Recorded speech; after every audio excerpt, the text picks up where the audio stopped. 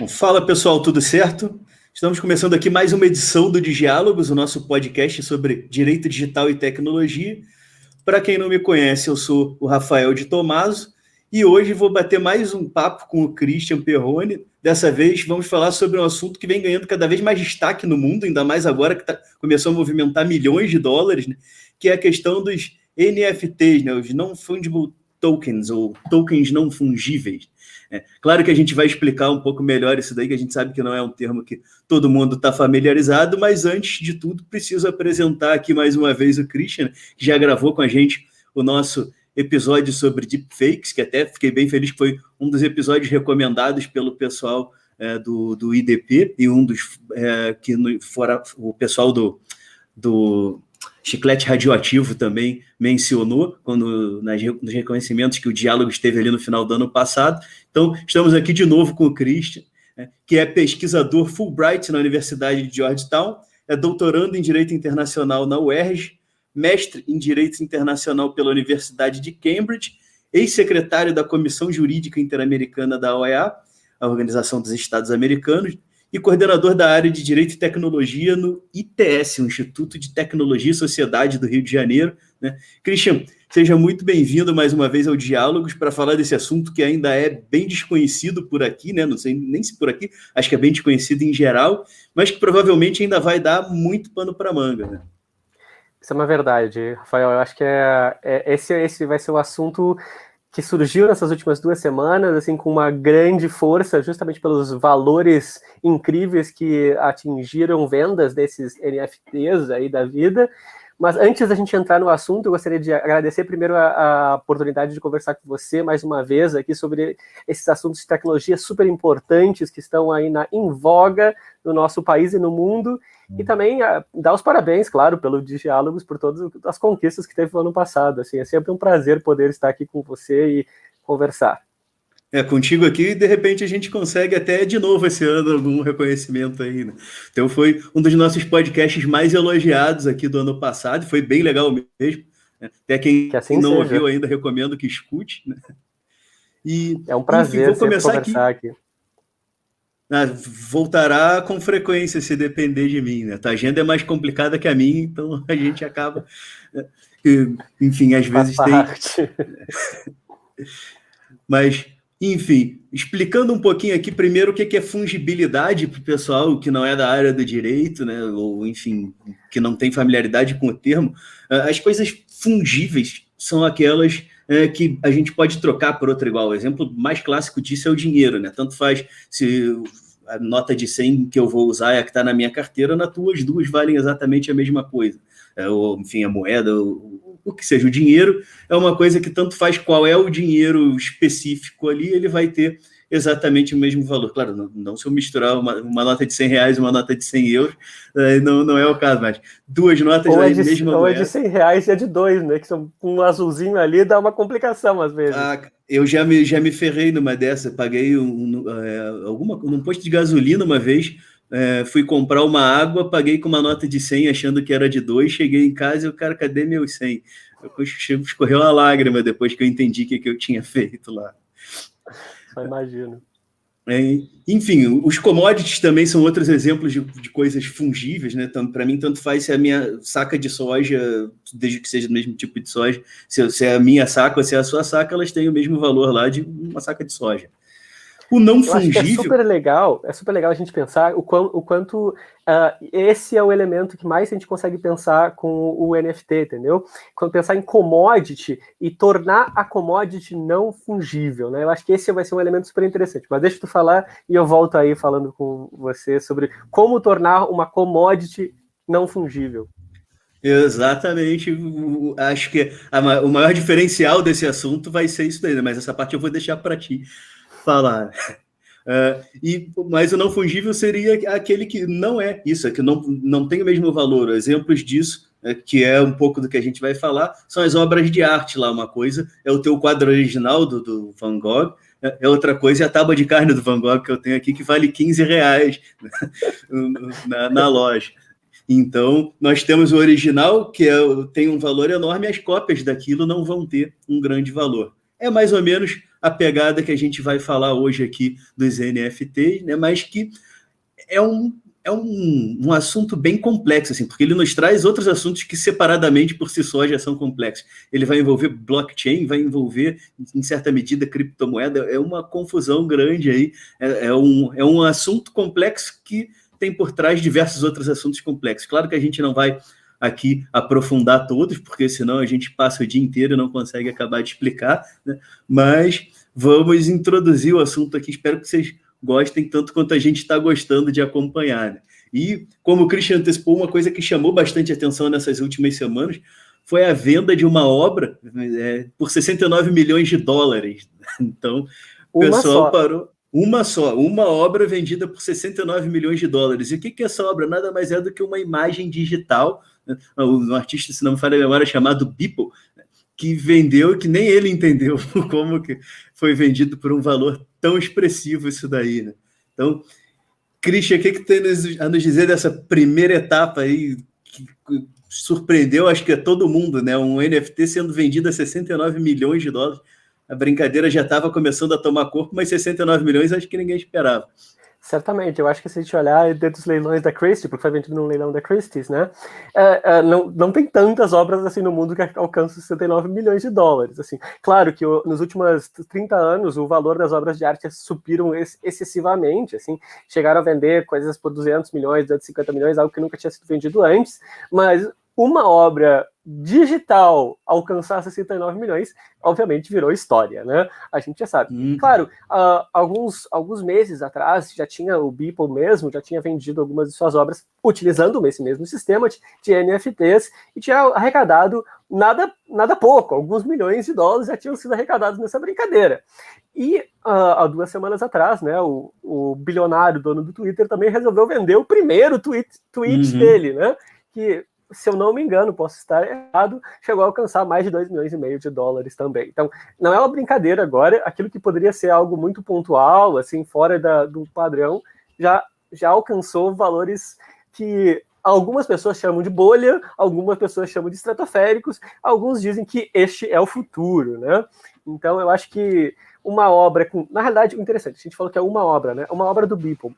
Mas é uma obra também, efetivamente, se a gente vai pensar, é uma obra extraordinária, né? Ela é fora do padrão em si mesma, né? Porque ela, na realidade, é uma colagem de 5.000 imagens que o Beeple fez todos os dias, por 5.000 dias corridos, né? Então, quase 20 anos ele trabalhando, né, em imagens todos os dias, e daí fez essa colagem. Então, em si, ela já é um pouquinho extraordinária. Mas 69 milhões, faz convir que, no mínimo, a gente fica com uma dúvida sobre como é que alcançou esse valor, né? Pois é, aí faz a gente lembrar um pouco essa mudança de paradigma, assim, pegar uma obra digital com um background de blockchain ali, chegar a esse valor, a gente fala, olha só que maluquice, mas se a gente olhar ali menos de 100 anos atrás, não deixou de ser uma surpresa também para o mercado o boom do pop art ali nos anos 50, 60, com enfim, Hamilton e o Andy Warhol e aqueles principais expoentes da pop art lá.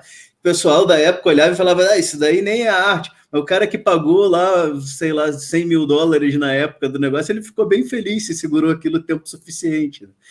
Certamente. Se comprou um Warhol no início ali da brincadeira, hoje, então, ele está muito feliz. Os herdeiros vão sorrir ainda por algumas gerações. Né? Então, no caso do Warhol, sim, não de todos os da pop art, porque alguns, assim, se desfizeram muito rápido e os herdeiros ficaram sem nada. Tem isso também, né? Tem que acertar qual que foi o que estourou. Né? Justo isso. E se a gente for olhar agora, é isso, a gente está passando por uma potencial nova transformação no movimento. Eu não chamaria ainda de um movimento artístico, porque a gente ainda não tem subsídio suficiente para chamar isso de um movimento, mas, no mínimo, um acontecimento no mundo da arte aí, né? E se tiver o mesmo impacto que teve a pop art e outros movimentos do passado ali, a gente pode esperar aí uma transformação nesse mercado, né? Eu acho que é esse que é o ponto que a gente está pensando, porque pensa o seguinte, tá? A arte, no sentido do ponto de vista de arte digital mesmo, aquilo que a gente fica pensando, assim, muitas vezes no início dos anos 2000, ela foi dizendo assim que ele ia matar a arte como um todo, né? Se a gente for pensar lá as discussões que a gente teve o Lessig no final dos anos 90 e no início dos anos 2000, quando ele lançou aquele livro Remix, por exemplo, ele estava dizendo assim, olha, o novo modo de fazer arte, ele é diferente do modo anterior. E ele quebrava muito o paradigma da ideia de um único elemento de arte. Então, essa ideia de raridade que a NFT vem trazendo era o que estava sendo quebrado nos anos 2000 lá, sabe? A ideia era você tem uma arte digital que, por sua própria natureza digital, sempre que você a vê no seu dispositivo, você está fazendo uma cópia. Então, a lógica, aquela mesma lógica de copyright, né, de direito de autor, estava sendo questionado lá nos anos 2000. E o mais interessante é justamente você vem agora, sei lá, 20 e poucos anos depois, e você tem uma revolução tecnológica que criou de novo a ideia de raridade dentro do espaço digital, sendo que ele mantém a ideia de raridade e mantém a lógica de você poder fazer cópias digitais daquela obra de arte. Então é fantástico a gente discutir essa questão das NFTs agora, nesse momento. É um resgate do que era antes, né? E a gente vê o movimento no mercado era justamente esse, era de ter cada vez mais cópias digitais de tudo, boa parte delas até ilegais. Tivemos ali o caso Napster, que foi uma revolução no mercado, na indústria cultural como um todo. Então, a gente veio numa transformação no sentido de democratização da cultura, de acesso da cultura a todos e tudo mais, meio que parecendo que ia cair no desgosto popular, mas que tudo indicava que essas obras iam começar a perder valor, né? E a gente tem aí o contrário, as obras começaram a ganhar valor e mais do que isso, vem um cara lá com um monte de pixel e vende por 70 milhões de dólares, né? E não é a primeira vez, se a gente for olhar aqui no mercado de games, por exemplo, a gente já vem vendo negociações de altíssimos valores, assim, valores expressivos de bens, entre aspas, não existentes, né, de bens digitais. Tem um jogo lá, o Entropia, se não me fala a memória, Entropia, que foi vendido um planeta no jogo por 6 milhões de dólares. Né? Então, tu vê um negócio que venderam uma boate nesse mesmo jogo por 300 mil dólares, uma coisa assim.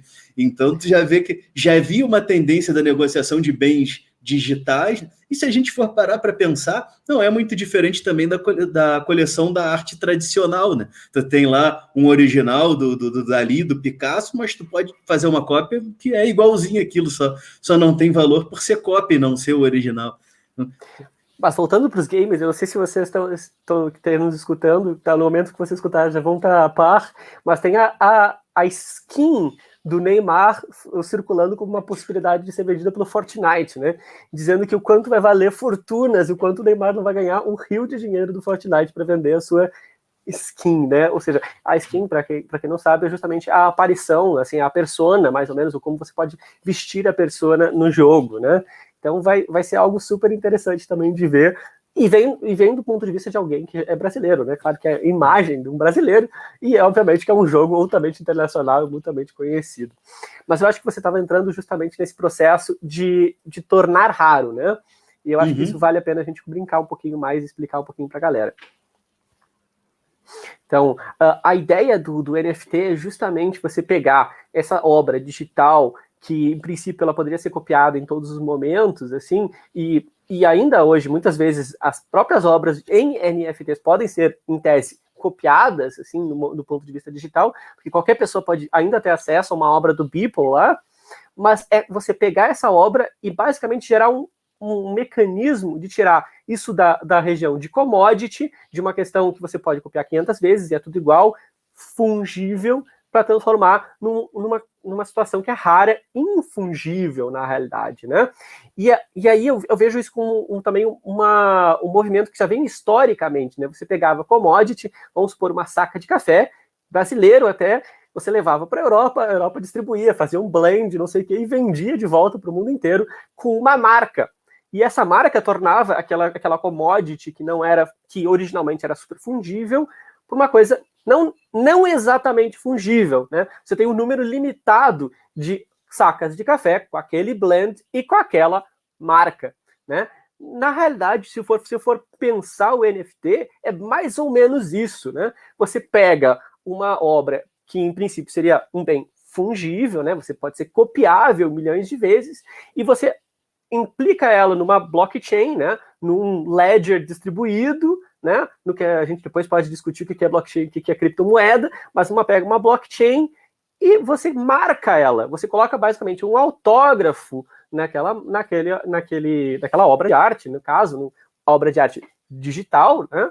E aí ela se torna única, ou melhor, mais rara, né? Porque dependendo da situação, ela não vai necessariamente ser única. Pode ter várias NFTs da mesma obra, né? Tudo vai depender aí de um contrato inteligente. Mais uma coisa que a gente vai ter que brincar aqui um pouquinho para falar de como é que foi a configuração da NFT. Mas a lógica aqui é justamente, pega uma coisa que é commodity, cópia digital, então marca ela, coloca ela numa blockchain que tem uma segurança em si que não pode mais copiar exatamente, o que torna ela única ou unificável, ou rara, e aí você tem, então, uma nova obra de arte aí que pode valer milhões e milhões de dólares.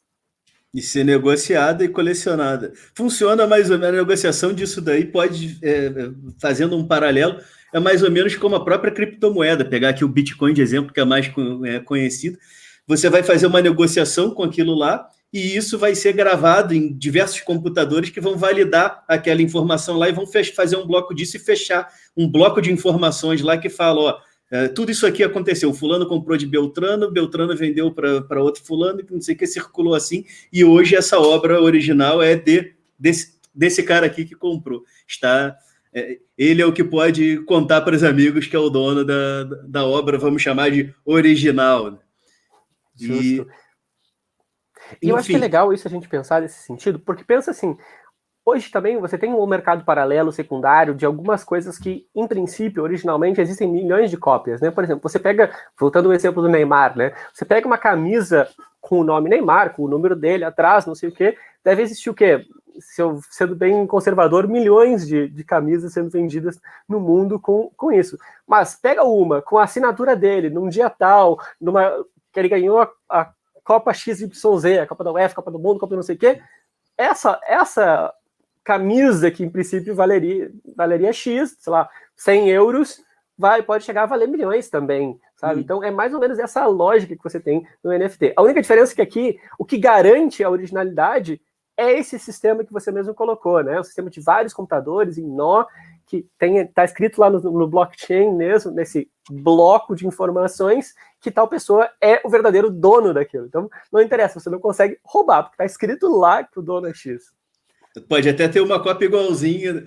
Até se a gente for pensar do ponto de vista de segurança, a chance de comprar um falsificado é bem menor, né? Porque tu consegue ver de onde veio originalmente. Esse caso do Neymar aí que está trazendo é até legal para a gente depois bater um papo especificamente sobre esse mundo dos games aí, né? Porque se a gente parar para olhar não muito para trás, os jogadores de futebol, lutadores, enfim, os esportistas em geral, já ganhavam dinheiro com videogame lá, cedendo a sua imagem. Então tem jogo de golfista, de jogador de basquete, desde os anos 90, pelo menos, lá. Agora, o que vem de diferente nisso daí é isso. Tu tem um jogo que tu já comprou o jogo, tu já pagou pelo jogo, e tu tem a opção de comprar a figura do Neymar ali para acrescentar no jogo pelo qual você já pagou. Então vamos botar num jogo que tenha 50 milhões de jogadores, lá 100 milhões de jogadores, que 1 milhão desses caras comprem lá por $5 a camisa virtual do Neymar. Olha quanto dinheiro a gente está falando. E potencialmente bem mais do que isso, inclusive. Seguramente, bem mais do que isso, e multiplica isso pelo número de jogadores, né? Porque você vê que tem várias skins e várias outras oportunidades de você fazer as coisas. Sem falar em outro tema que a gente pode brincar em um outro dia para falar também, se a gente falar do universo games, da ideia de loot boxes, né? Dessas coisas de gotcha, que você vai lá, compra e de repente vem uma coisa aleatória que você pode ganhar, e muitas vezes essa coisa aleatória pode valer mais dinheiro, valer menos dinheiro. Então, que eles chamam de o novo jogo de azar virtual, né? Então, existe todo esse espaço do mundo virtual que a gente está se desenvolvendo justamente no caminho de você criar bens virtuais, né? Eu só acho que vai ser interessante os próximos passos, né? Esses dias atrás eu estava conversando com uma jornalista, ela me perguntou, agora depois do Clubhouse, Qual é o próximo passo, próxima rede social? Eu digo, olha, a próxima rede social eu não sei dizer, mas eu acho que eu consigo dizer como vai ser a próxima rede social de grande monta, que vai ser com realidade virtual, né? Quando você puder entrar dentro do jogo, e aí você daí ter bens no mundo virtual vai ser óbvio, né? Vai fazer total. Uma versão atualizada do Second Life lá, que para quem não conhece, foi um jogo que criava um mundo paralelo ali, um mundo virtual paralelo, que também tinha países que tinham embaixadas no Second Life na época. Eu nem sei que fim levou, mas na época chamava atenção para gente que acompanhava a tecnologia por isso. A gente tinha negociações não milionárias, mas negociações expressivas dentro desse mundo virtual lá. E eu acho que assim que as ferramentas forem acessíveis a todo mundo e que tu conseguir virtualizar o sujeito com a sua própria cara dentro daquele mundo, se ele quiser e tudo mais, acho que o futuro vai ser... a preocupação é se não vai todo mundo entrar na Matrix para não sair mais de lá. Ficar... Certamente. Se colocar voluntariamente, né? Porque o medo do Big Brother nos anos, sei lá, 60, 40, não me lembro quando que ele escreveu o 1984 lá, mas que... 48. 48, sim, verdade. Daí, até por isso que ele botou 84, né? Então, o medo era que o Big Brother fosse te vigiar em todos os lugares e que fossem ter câmeras e que o Estado fosse te perseguir, e hoje todo mundo tem a maldição dessa aqui no bolso, tu tem o seu Pocket Big Brother ali, todo mundo se deixou voluntariamente vigiado, então tem que ver se a gente não vai voluntariamente entrar nessa Matrix também. E só para não perder o gancho, não adianta, né? Só para não perder o gancho dessa questão daí do Neymar, nada impede da gente ter ali um NFT da camisa do Neymar depois dentro do jogo, por exemplo, né? Tu tem lá, tu pode comprar a camisa do Neymar, a cara do Neymar, a skin do Neymar por, sei lá, $10, mas tu pode comprar original colecionável aí abre-se um leilão ou vende por $100 mil, sei lá, tem maluco com dinheiro e gosto para tudo, né? Até uma coisa que eu fiquei questionando, daí já trazendo um outro assunto, mas que pode ter paralelo com isso, não sei. A gente teve recentemente aí um movimento assim muito diferente na Bolsa de Valores com a negociação das ações da GameStop nos Estados Unidos, que houve uma pressão pelo Reddit, que é acho que não vou dizer a avó, mas a mãe das redes sociais lá, que o pessoal começou a combinar para comprar, para fazer uma pressão no mercado lá, para fazer disparar o preço das ações da GameStop, quebraram algumas corretoras de valores com isso, e muita gente ganhou muito dinheiro. Não sei se não são os mesmos que ganharam dinheiro com a GameStop, que não estão pagando 70 milhões agora no NFT, né? Não sei mesmo. Assim. Certamente, alguns deles ganharam o suficiente para isso. Mas eu acho que o que você estava falando é uma coisa super interessante. É legal a gente olhar isso do ponto de vista de comprei a camisa dentro digital e agora eu tenho a opção de comprar a camisa autografada dentro de uma NFT, assim. Porque justamente esse elemento de colecionador, de rarificar algo que existe no mundo em grandes quantidades, né, que você marcou e tornou ele raro, que torna a NFT super interessante. E aí gera uma série de dúvidas do ponto de vista, agora vamos falar do ponto de vista regulatório, né, que dois advogados juntos não tem como não falar sobre direito, do ponto de vista gera a questão aí, como é que você vai fazer a questão de direitos autorais, né? Quem é que tem o direito autoral? Quem comprou a NFT também comprou o direito autoral com relação a isso? Comprou uma licença com relação a essa obra? Se a gente olhar a questão do Beeple ali, talvez seria mais ou menos inteligível de você imaginar 69 milhões se você tivesse comprado também os direitos autorais daquelas 5 mil gráficos que estão dentro da obra lá, que foi vendida por 69 milhões. Mas isso não necessariamente né? Porque a NFT não é pensada para realmente transferir direitos autorais, é só para criar um autógrafo.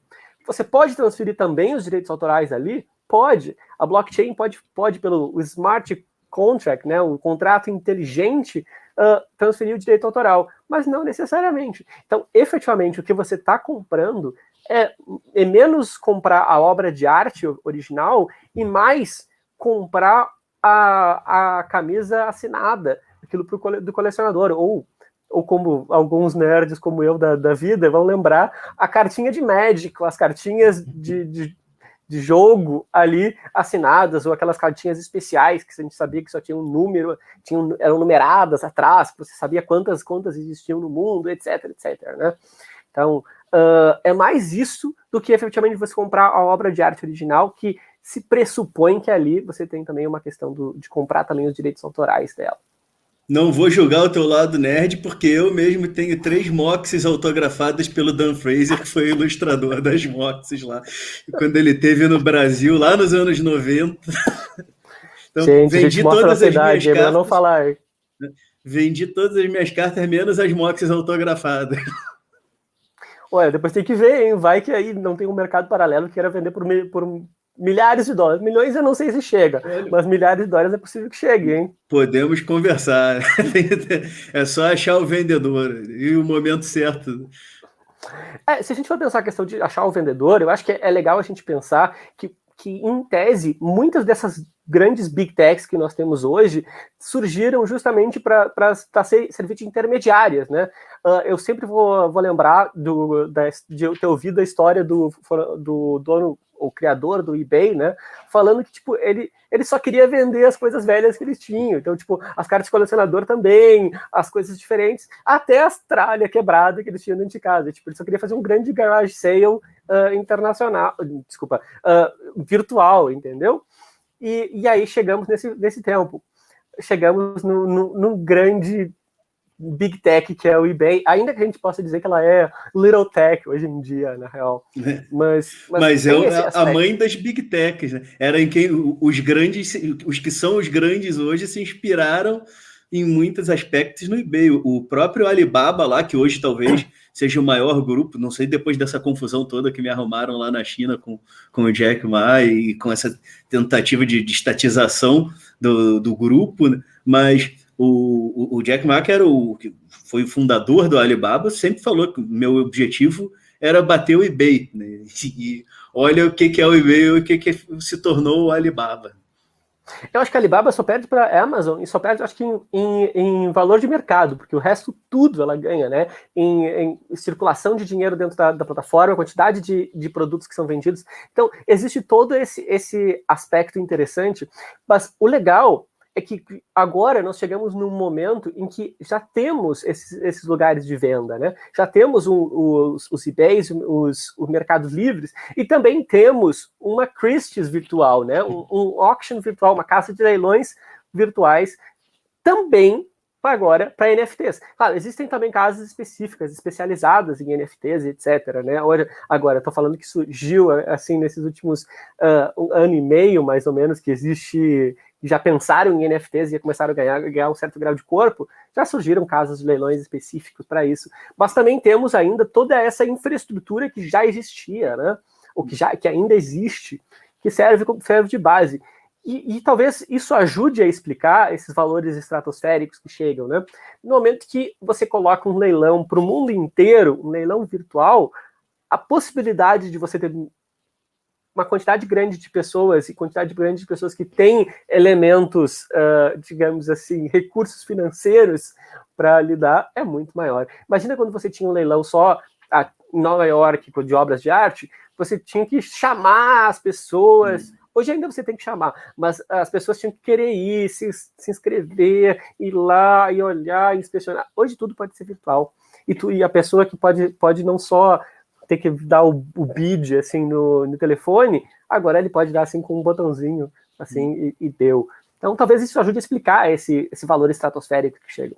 Pois é, e naquela época lá um sheik árabe, lá um magnata russo do petróleo que quisesse pegar uma parte dos seus bilhões e gastar ali no negócio, tinha que, na melhor das hipóteses, tinha que mandar um representante lá para levantar a plaquinha na hora de dar o bid, né? Então, isso facilitou. E aí, a gente falou aqui de dois assuntos que andam juntos, né? Que eu acho que os dois têm muito a ver com NFT, que é a questão da arte, né, das obras de arte, assim, como objetos únicos e dos colecionáveis como objetos raros, né? Então, pode ter certeza que já deve ter muita empresa olhando para a questão do NFT e pensando como é que eu vou ganhar dinheiro com isso aí. E aí, o que a gente pode esperar, Christian, desses movimentos? Olha, eu acho que certamente a gente vai esperar, assim, 3 movimentos que eu imagino que possam existir. Primeiro, um que já está no processo, ou seja, artistas agora realmente vão encontrar um meio de dar vazão às suas obras de arte também, né? A gente já vê alguns artistas brasileiros que circulam nesse mercado de NFTs que estão ganhando, talvez não ganhando, obviamente, milhões, mas conseguem vender suas obras de alguma forma através desse mercado, assim. Então, você vê o primeiro passo são os artistas.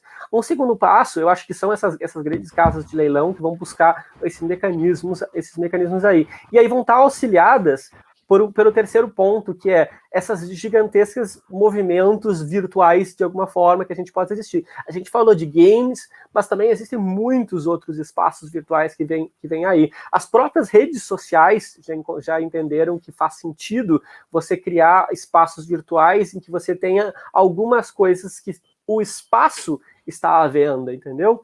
Então, você vê o real estate virtual, né? O espaço que supostamente seria físico, né? O espaço imobiliário seria, agora também tem um espaço imobiliário, entre aspas, virtual.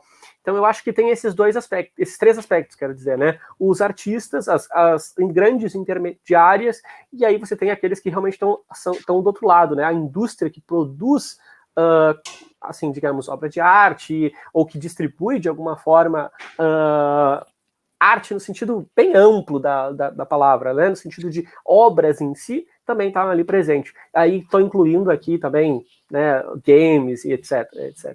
Eu sei que talvez alguns artistas vão querer me matar por isso, mas eu acho que tem um aspecto aí que são muito próximos, né? Por exemplo, existe muita discussão se design era arte, pelo menos se discutia muito. Hoje basicamente, acho que não tem quase ninguém que vai dizer que design não é arte. Então, eu acho que nós estamos nesse processo aí. E as NFTs, de verdade, elas só ajudam a consolidar esse processo de dizer que, efetivamente, você tem design gráfico, digital, é um meio artístico também, né? Uma empresa que eu acho que já deve, se não montou, é porque eles estão perdendo o bonde lá, mas eles não são de perder o bonde, e que eu acho que já deve estar montando ali uma equipe para ver como vai ganhar dinheiro com isso, é a Disney, né? Que pode começar a pensar, se a gente pensar tudo que a Disney comprou nas últimas décadas aí, a gente pode pensar neles vendendo, por exemplo, revista em quadrinho da Marvel que eles compraram, edição especial para colecionador, NFT lá, o cara baixa em PDF, não sei se dá para fazer em PDF, mas deve dar, dá para fazer GIF, dá para fazer JPEG, deve. Imagino que sim, senão eles vão buscar outro meio ali, outro formato que funcione. Não te preocupa que vai dar. E aí podem vender lá da blockchain é isso, né? Você pode colocar quase qualquer coisa ali dentro. Quer dizer, dependendo da blockchain, é claro, né? Falando de Bitcoin, tem outras limitações, mas tem muita blockchain hoje em dia. Mais que tudo, né, Ethereum, que eles estão usando na grande maioria para NFTs, você pode fazer quase qualquer brincadeira ali. Justamente com aquela ideia que eu falei de contratos inteligentes, né? Ou de smart contracts que a gente está brincando. Ali da Disney também eu imagino que eles daqui a pouco, se eles entrarem nessa onda aí, vão começar a vender bonequinho do Mickey, do Pato Donald, do Zé Carioca, tudo numerado. Compra lá, edição limitada, 100 bonecos do Mickey em NFT. É um gifzinho animado lá, sei lá. Acho que eles já devem estar pensando em alguma coisa lá, porque eles se criaram, né, a indústria, a Disney se tornou um império justamente em cima dos colecionáveis, isso lá no famoso século passado, lá quando eles começaram, era o lapisinho do Mickey, era o bonequinho do Mickey, era não sei o que, tu ia no parque, comprava aquele monte de coisa, copo e coisa, nada impede de fazer isso daí, numerado colecionável com NFT, né? Então, acho que são um mercado que a gente pode esperar também, né? Colecionáveis rarificados, vamos chamar assim. E olha que interessante o que você está falando, porque se a gente for pensar, as primeiras versões do Mickey, por exemplo, né, eles já devem estar por cair no domínio público, né? Fechando os 95 anos lá da vida que tinha da ideia de direito autoral.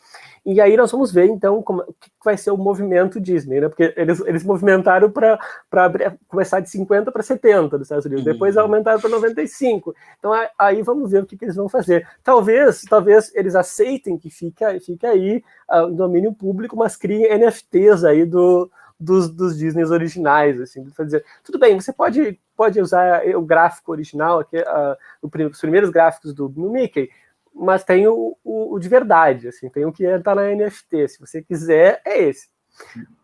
Então tem um futuro aí, vamos ver o que vai ser. Até para quem não sabe, a Disney é o melhor exemplo para isso. O pessoal chamava até de lei Walt Disney, que ampliou o tempo de duração dos direitos autorais de 50 para 70 anos, que eles são os que mais fazem pressão para ir estendendo o período de tempo de validade dos direitos autorais aí, né? Que inicialmente decairiam em 50 anos, já foi para 70, para 95, pode ter certeza que no aniversário do Mickey a risca disso daí, ó, ir para 120, não duvido. Vamos ver, a gente está vendo aí o que vai acontecer. Mas eu acho que tem aí também um outro elemento, né? Porque imagina se a Disney começar a fazer isso, e aí você tem uma outra questão que está sendo discutida nesse meio artístico mais que tudo, é que a NFT tem um custo energético, né? Para você manter essa blockchain, você manter digamos assim, essa NFT em si tem um custo muito grande de luz, literalmente, energético mesmo. Porque para funcionar esse sistema, a validação matemática, né? Porque, vamos falar, isso tá a gente falou, né, já está na blockchain, né? Só que para funcionar essas blockchains, você precisa efetivamente de uma carga muito grande de processamento, né? E processamento quer dizer justamente um custo energético aí. Então já estão brincando que NFTs não é uma tecnologia verde, na verdade que é uma tecnologia que efetivamente tem um custo energético muito grande. Imagina se a Disney entrar nessa brincadeira, vai ter um custo energético gigantesco para manter essas obras aí das NFTs aí da vida. Vamos brincar, vamos ver como é que vai ser. Isso é uma crítica que já está sendo feita, né, Christian? Até você mesmo que tinha me alertado para isso daí, eu falei, olha só, não há do que não se reclame hoje em dia, né? Justo. Fizeram um cálculo lá de que um GIF de um gato indo para o espaço lá consumiria o equivalente a uma casa na Europa por 2 meses em termos de energia elétrica. Então, isso daí não é mistério que a questão toda que envolve o blockchain, ela demanda um custo energético alto justamente pela forma que funciona de ficar validando em múltiplos computadores, né? O pessoal que acompanha o mercado de mineração de criptomoeda sabe bem, quem minera criptomoeda também sabe bem o impacto que isso dá na conta de luz da casa. Justo.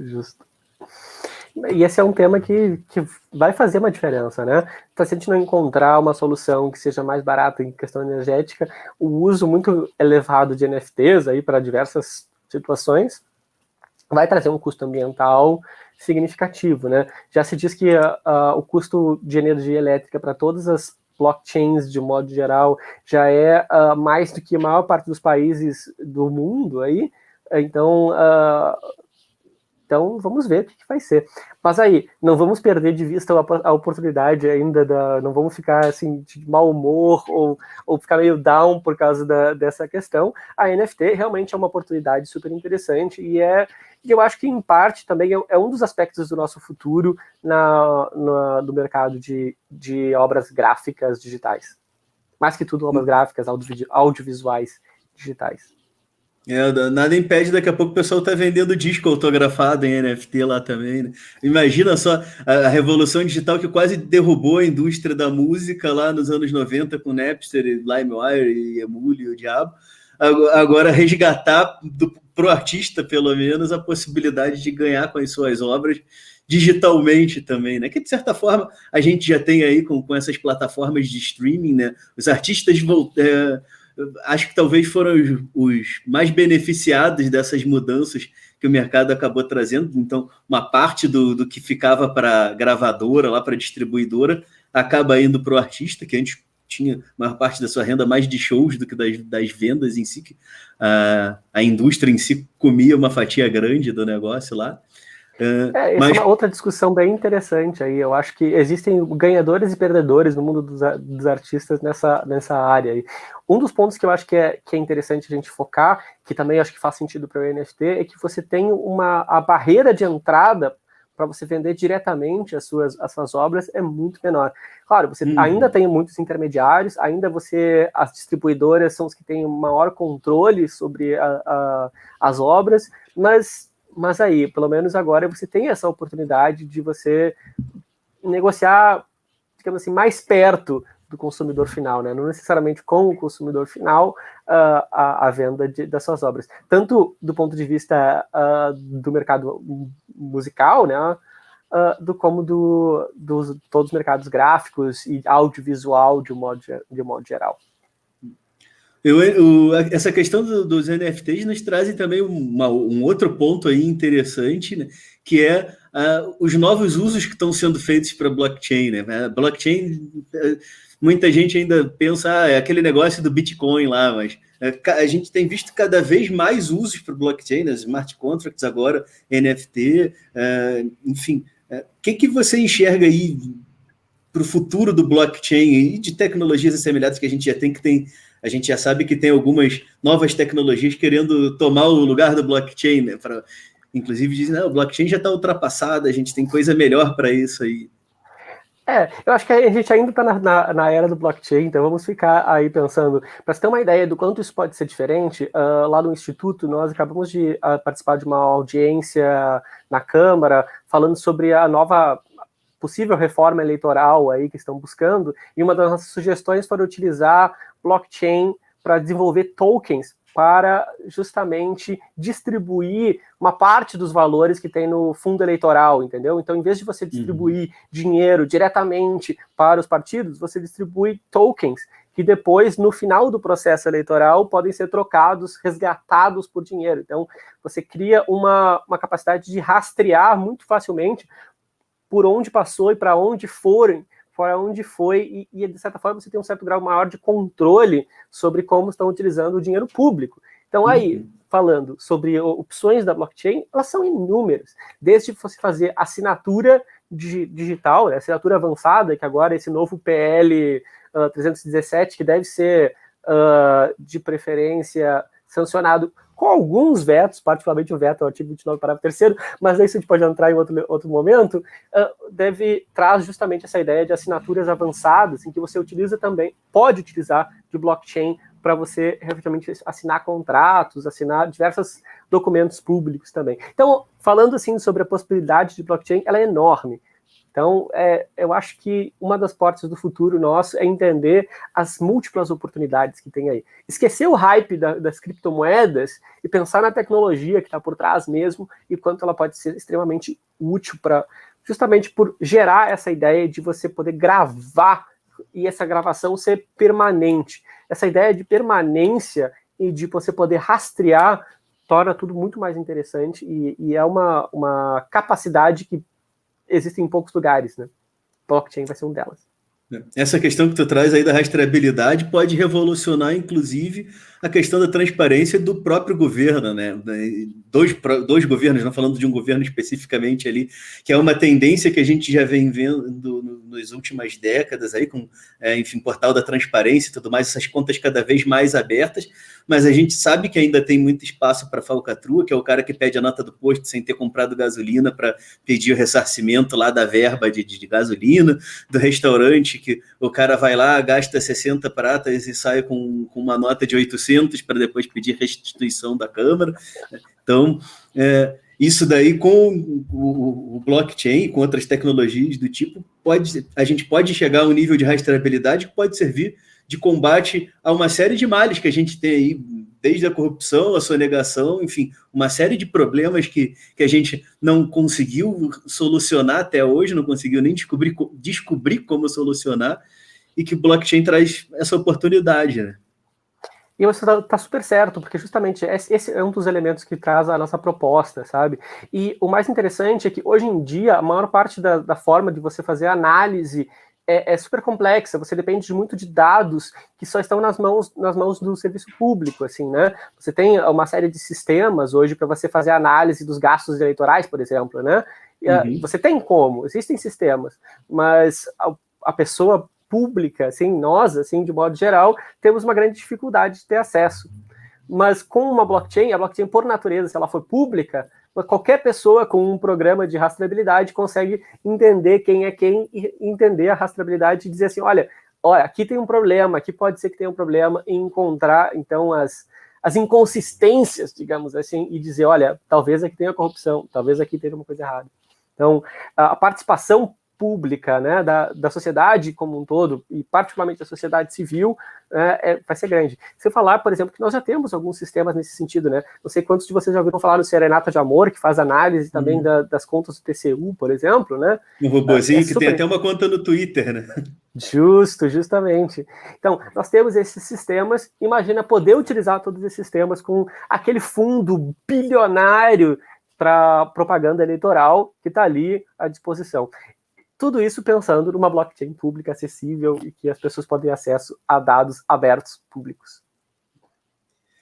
Claro, lembrando que temos uma questão de proteção de dados pessoais também. A blockchain seria dados abertos públicos e não necessariamente dados pessoais, tá? Teria um bom cuidado nesse contexto, só para marcar. Não que eu não possa envolver também os dados pessoais. A gente vai ter que depois sentar e descobrir como é que a gente faz para blockchain e essa questão da rastreabilidade e de dizer o que é de quem, o que está na conta de quem, como é que a gente faz isso, conversar com a LGPD, com as leis de proteção de dados mundo afora, aí, como é que a gente consegue conciliar essas duas, essa tecnologia com essa, enfim, com essa onda regulatória da questão que é muito necessária, diga-se, da regulamentação da proteção de dados pessoais.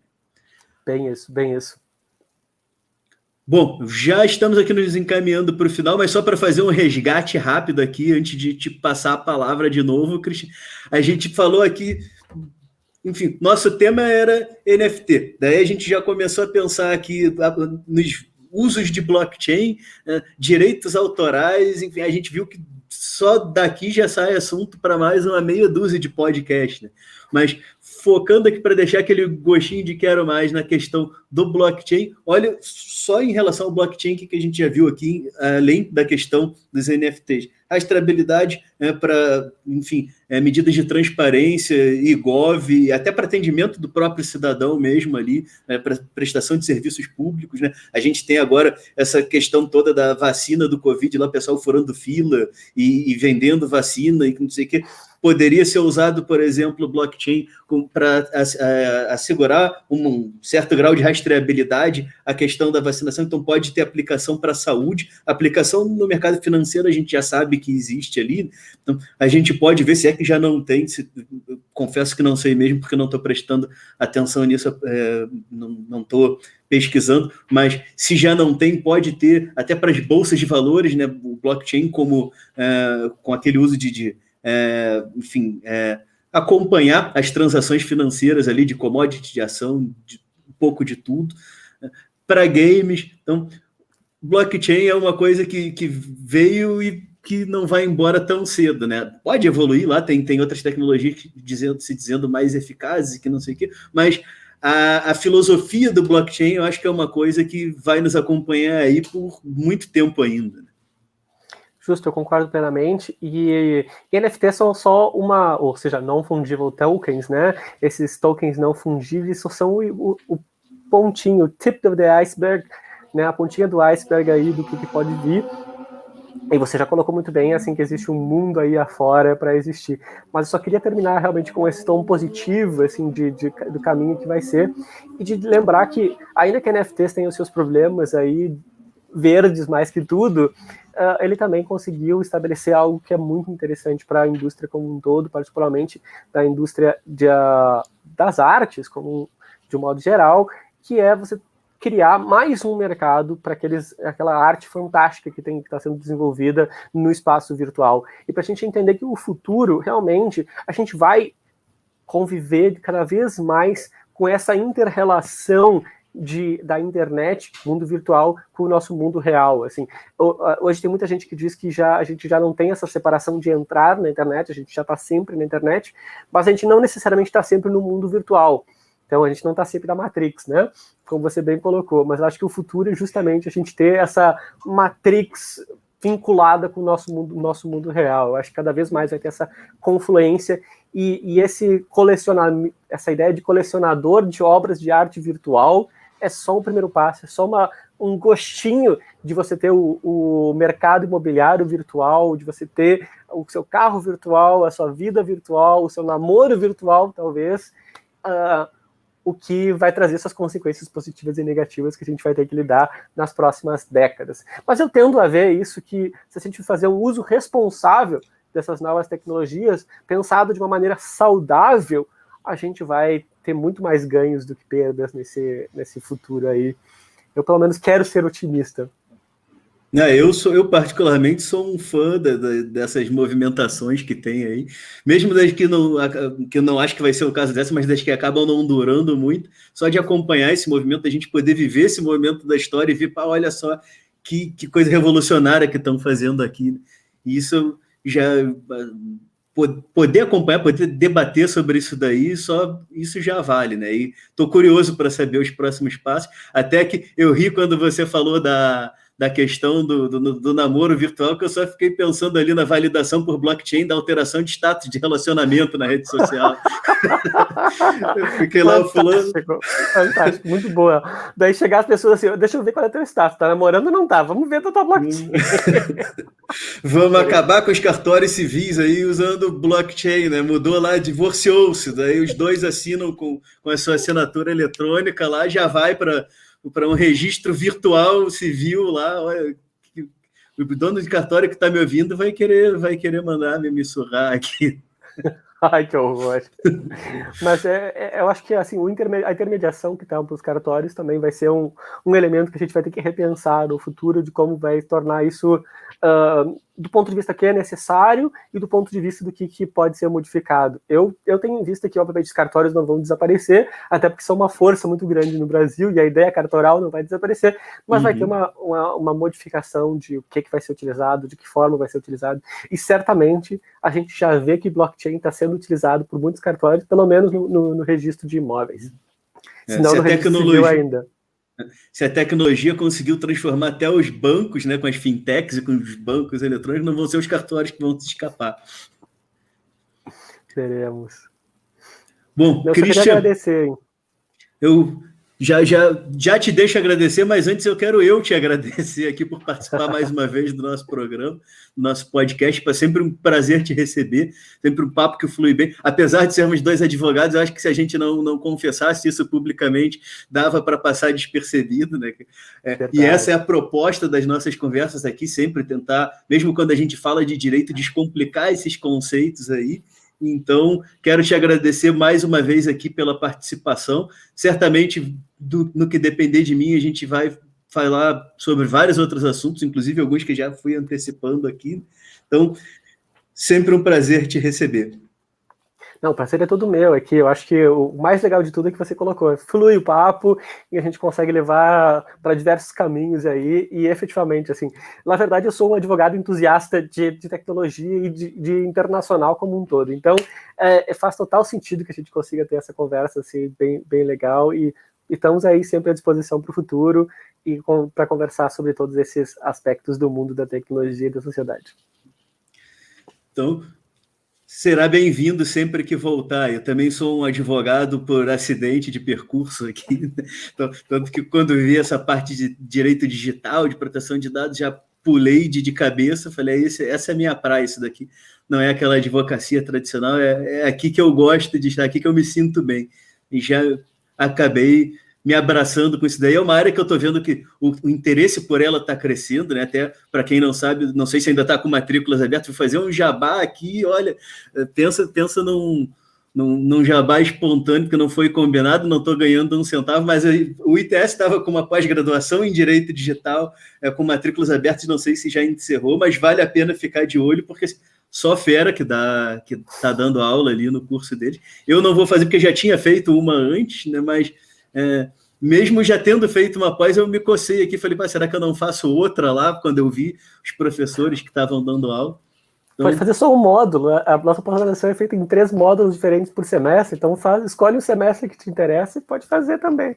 Não olha lá, vou olhar com mais carinho essa possibilidade aí.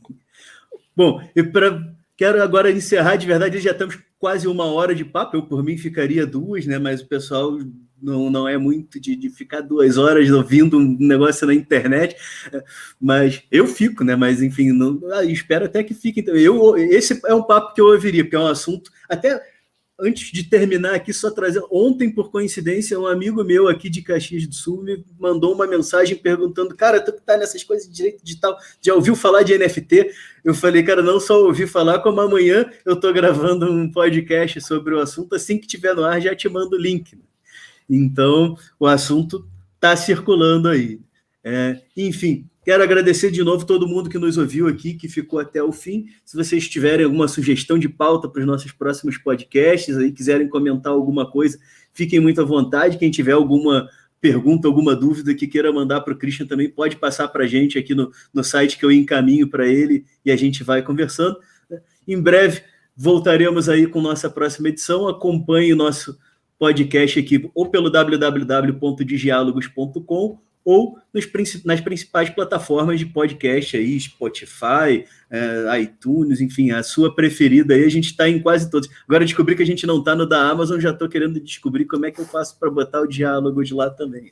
Então, podem nos contatar no digialogos@digialogos.com.br ou nos achar aí nas redes sociais, no YouTube, enfim. Muito obrigado novamente e até a próxima.